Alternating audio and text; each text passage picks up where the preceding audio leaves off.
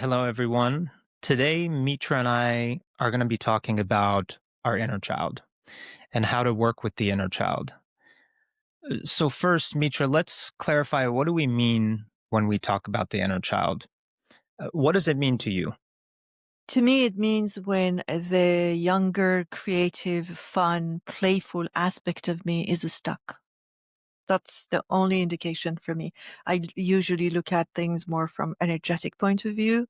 And when I feel that she's not playful, she's frightened and she's not present, I realize that there is something, at least on that subject, in that time or in that environment, she's in fear.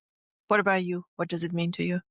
Very similar. It's the same, but another way of looking at that is I see it as some part of me that is wounded and stuck in the past.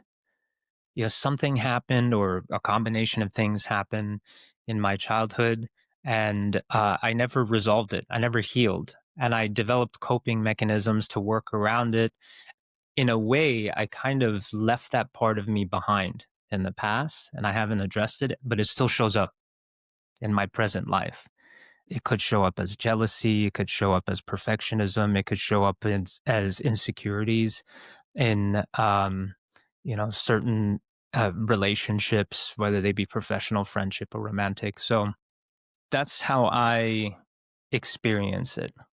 I wonder what it means to you as you're listening to us. What does inner child mean to you?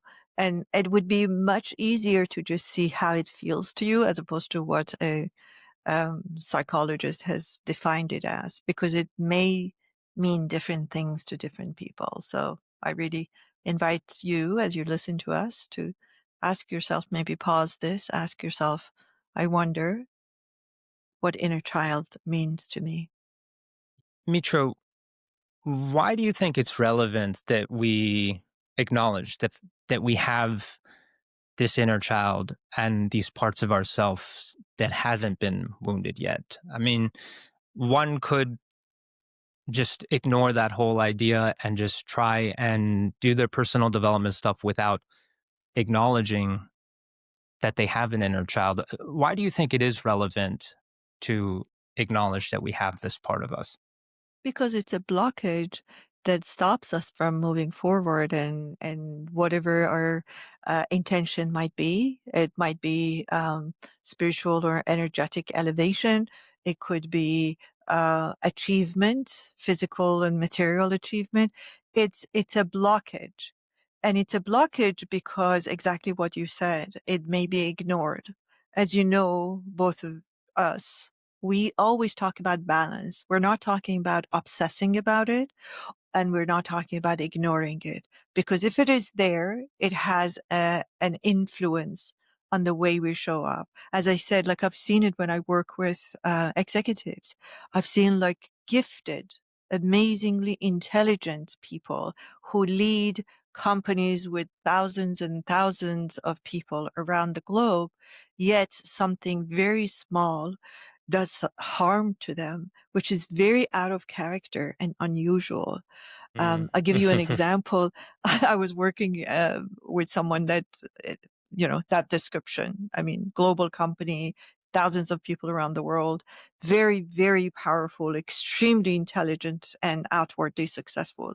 And at the same time, something happened that two of their senior people, vice presidents, um, resigned at the same time and left the company. And they found out that they're working together. They formed their own company. This is not a very unusual thing. It happens. People come, gain experience, and for whatever reasons, they decide to go and start their own company in that field. It has happened for decades and centuries. This person that I was working with lost it, completely lost it. I'm not talking about they were upset, they were analyzing what's going to happen to the company. No, I mean like a child on the floor screaming and shouting. So the staff who knew I was working with them called me and said, please come here. There is an emergency. And I'm thinking, I'm not a heart surgeon. What kind of emergency can it be? Can it wait? They said no. I remember driving through like difficult traffic getting there. And this person literally was on the floor. They weren't exaggerating. And they said that they don't want to talk to anyone except me. Again, another like very young behavior. You know, children do Mhm. that. They go to the bathroom, lock the door and say, only mommy needs to come or only like, you know, my friend needs to come. And I opened the door and I found them on the floor and I had to lift them from the floor. And the reason was that they said, everybody always does that to me. And I said, what is that? I help them and they leave me behind. Those are not words of a very, very senior, gifted CEO unless that they have not worked with something very young in them. And as inappropriate as it was and as unusual as it was for me, I had to hug this person and lift them off the floor and say, no, it's okay. People sometimes leave because they want to leave for themselves. And the rest was, you know, amazing experience. But what I'm saying is that's when you know, when you see that it comes even in the success story. We're talking about companies. We're talking about leadership. I'm not even talking about elevation of soul and, you know, bringing your frequency higher and going to spiritual realm. I'm talking about everyday leadership issues in large companies and high positions. So it shows up. That's what I'm saying. That's why we need to look at it because eventually it becomes an obstacle and comes in the way of fill in the blank wherever you want to go. How has that man has he worked on it? That man that you're referring to, did he have a chance to actually address this? I'm curious to know how you guys worked through that, if you did. Yes, we worked through it, and I didn't mention that he was a man. I said they, but interesting that you assumed that it was a man. Yes, we worked I through thought you it said in he no, I said as you were describing. they. I Oh, said they, but interesting, I thought that's interesting. The interesting. But mind. of course, the mind does these things. I mean, these are the things we need to look at. This is beautiful. What just came up. These are examples of things that we look at because we have a lot of assumptions about ourselves and the world and other people. Anyways, yes, we did work through it, and what I did was I actually put together a team and we worked together, three people, and one of them being a psychiatrist because it was a very, very extreme reaction. It went to a very difficult place, and I do not have medical background, so I wanted to make sure that I'm being fair. And together, the team really worked together, and yes, they did recover from that, and we worked on it. And you know, it's not also recovery. It's not like a cold that you get over. It shows up, I'm sure, but it just doesn't show up as extreme and as detrimental to your well-being and success the way it did that way. But yes, it was something that they didn't believe in working on and they didn't think they would need it. Outer success is a huge, thick curtain, Ben, and it covers up a lot. It's easy for everyday people like me to see my faults, but when you get to that level of either success or fame, you want to make it even worse. It's like business success and fame, meaning money and fame. It becomes a very thick curtain. So they had believed that they don't need it, and I remember them they saying that like, do you see, do you know how many people report to me? I said, I don't care, but obviously you're not reporting to yourself. That's what matters. It Yeah. doesn't matter how many people report to you. So yes, they did work through it, and I think creativity was the result. That was the sign that creativity and the fun that was completely missing came back. Mm, yeah. Yeah, I'm just thinking about how important it is for us to just see things as they are. I remember when I first became aware that there's these parts of myself, these wounded childhood parts of myself I remember the judgments that came up, that I'm an adult. This is silly. Why would I have things from the past still affecting me? I know rationally it doesn't make sense. I'm okay. I'm safe. I'm successful. I remember how difficult that process was for me. The continual labeling and the judging of the fact that these childhood uh, patterns, these patterns of wounds were coming up to the surface. It just reminds me of the importance of just seeing things as they are, as they come up without judgment. And the importance, we bring this up almost every episode, but the importance of curiosity about it. It doesn't have to be good or bad, it just is what it is. And being curious about what it is, and also being careful, as I did, just moments ago, making assumptions, right? Our mind will want to fill in the gaps and create stories that aren't actually real. And so, in this way, it's a process. It's an unfolding.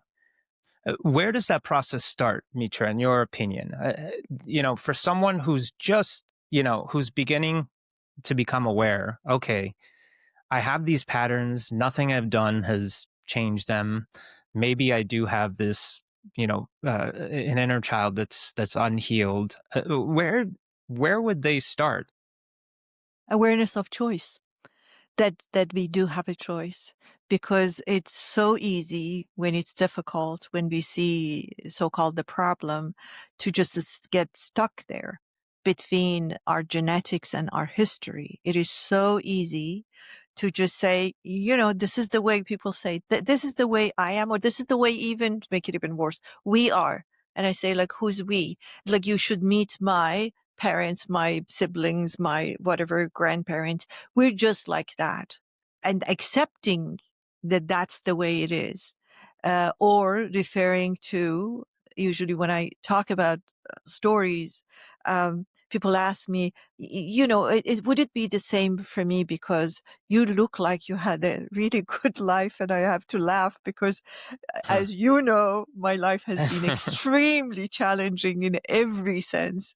In fact, there are things that most people, everyday people, they haven't experienced what I have experienced.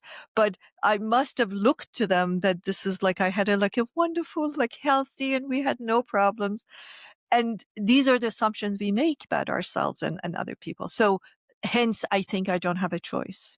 Either my genetics or my history, genetics being my biological wiring, history being my this life wiring, together can make a bond that it's so thick and strong that there's no room for me to wiggle in and go in and say, excuse me, um, may I, we used to ask for permission in the classroom. May I have a say. I want to also do something about this. So consciousness of choice is the beginning step, or had actually been for me, that, okay, I don't need to copy and paste this, even if it's ancestral, even if it's tribal. And we see these things in our tribes if we live amongst our tribe, or, our critical or very proud of our families, we see that these are patterns, and we just need to know I have a say. That's for me the first step. What about you?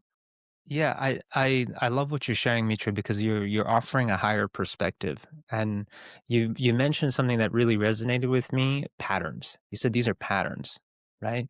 And these are patterns that show up. They could be ancestral patterns. You could see it in your parents, and it might have showed up in your grandparents and whatnot. It could be patterns of our culture. It could be patterns of the environment that we were just raised in, you know I think having that understanding can be helpful. Recognizing that if they are patterns, they're not unique to me. Actually, they're patterns that exist in other people. They might take different faces. They might have different nuances, but the overall pattern is very similar. Having that understanding has helped reduce the charge for me when I'm looking at these things. I can look at it a little bit more objectively without judgment. And just looking and not having an agenda. I think this is key. In the beginning, I had an agenda. The agenda could also be, I want to know my inner child. I want to heal my inner child. That's an agenda, and it stands in the way. The number one thing for me has been creating a sense of safety, um, for all parts of myself. And that for me has only come when there is complete lack of judgment, and then also lack of creating stories and trying to put a story together of what happened. The why has rarely been that helpful for me. Understanding why, understanding the nuances has rarely been that helpful for me. Um, it helps to an extent, a little bit, just to know that, okay, there's some part of me that was wounded. Maybe there was an experience that happened, and that's helpful. But the details don't even matter. So when I can be with myself and really let the judgments fall away, which, by the way, the judgments themselves, I've discovered, are parts of my inner child as well, right? The part of me that is judging and labeling is another wounded part of myself. But I don't need to try and figure all of this out and try and figure out all the different parts of myself and the different ages and whatnot.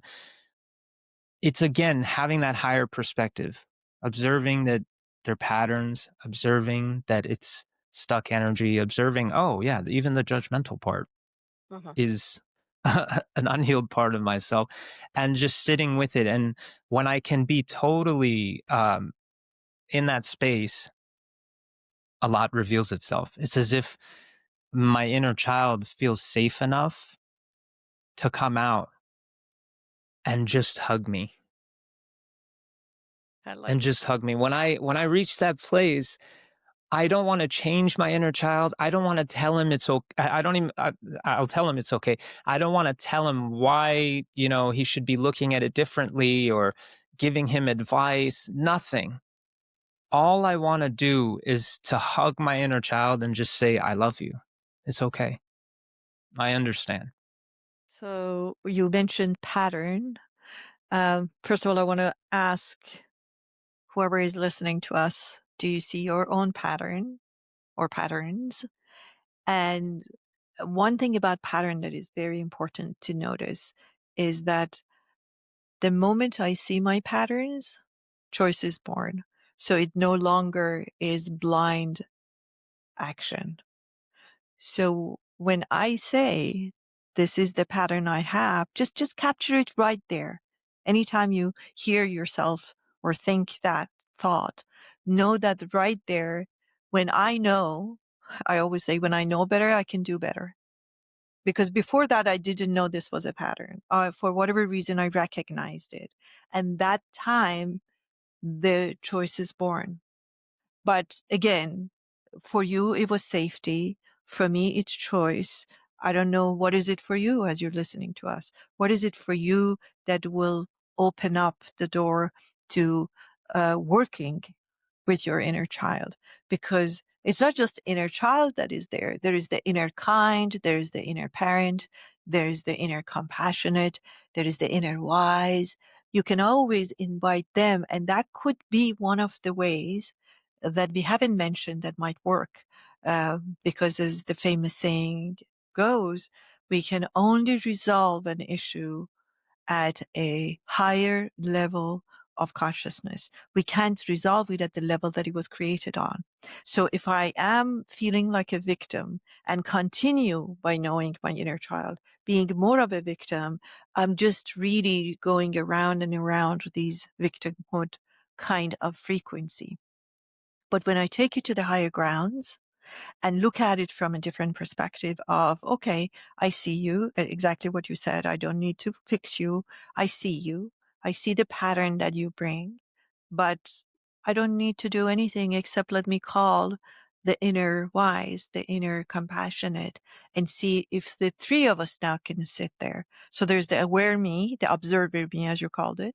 There is the child, and then there is the aspect of me that is helpful to be present, whether it's the kindness, wisdom, compassion, whatever it is, more understanding.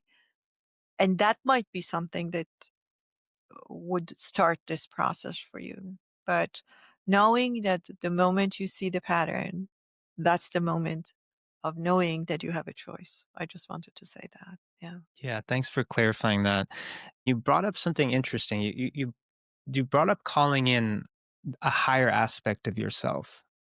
And this has been really helpful for me. I sometimes would call a higher aspect of myself. Sometimes I would call, um, I relate with the Divine Mother, um, or, um, there's teachers that I have that I've followed, um, who I've called on to assist and help me get a higher perspective. The point is that there has been things that are beyond me that I've been able to call on to help me get a higher perspective. Yes. Mitra, can you shed a little bit more light on this? First of all, what context would you give to the person who has not even entertained the idea of calling on non-physical support? Well, the non physical might not be something that everybody relates to, but I would bring it down to the earth and see if that works. I speak about having different aspects to oneself. The famous dinner table that I ask people to imagine, there is me sitting at the table and the different aspects of me around the table. And this table is very, very, very long. There is the kind me, there is the angry me, there's the understanding me, there's the wise me, there's so many aspects of me. We really do contain multitude and we contain the world. So let's bring it here and see. I ask people, do you remember if you ever did something intelligent or something wise or something kind? Even in the midst of their anger. And they usually say, yes, when I did this, that was very wise. This was very, intelligent. I said, okay, so that aspect lives within you. Everything that you know or you like or you dislike lives within you. We do contain the world. So call that aspect of yourself if that's how you relate to it. And there are people who are more comfortable with, as you said, invisible beings. I call on teachers. I call on higher consciousness. People call it angels. Whatever you call it, names are irrelevant, is the very existence of these parts of us or these beings that make the probable possible. So now it's possible for me to just imagine another way of doing it. Imagine I am very wise. I ask people to like choose someone that they really respect in that area or they think they were like brilliant in that area. It could be someone they know or someone they know of. They usually say Einstein or Mother Teresa or Gandhi, Dr. King. Okay. Just bring them to your awareness and just ask them if they were here and they were sitting next to you, advising you, how would they advise you? What would they say it would be Mm, helpful for you to do? yeah, So these are different ways of really accessing the wisdom within, the compassion within, the higher consciousness within, and getting there. Because yeah, angels and invisible beings are not accessible to everyone and or yeah. acceptable by everyone, and that's fine too. But it doesn't matter how you um think about them or access them, as long as you know there is higher consciousness, there is a better way of working with this than the suffering that I'm going through. That's the best way to put it. Mitra, I know that we're limited on time right now, but I thought this was a really great introduction to a very big concept that we're introducing, and the intention that we have and what we really have with all of our episodes is to plant seeds in your minds and to offer new perspectives that we hope will sprout into greater understandings and will lead to more questions. that you can ask yourself that will lead to more answers for you. And Mitra, would you like to close with anything else? Yes, I just wanted to say that we also are attempting, at least, or intending to be a bridge between the psychological aspect of our suffering into more energetic and spiritual aspect of it. Meaning, how can we look at the everyday earthly problems from a perspective of higher grounds? And I hope that we're doing that. If you have any suggestions, if you have any input or insights, we'd love to hear from you. Thank you. Wishing everybody a beautiful rest of your weeks. Mitra, until next time. Thank you so much for tuning in today. For a list of the links and other resources referenced in this episode, check out the podcast description. If you're benefiting from our podcast, we'd love if you could help us reach more people by subscribing. Your support means the world to us. From our hearts to yours, we thank you.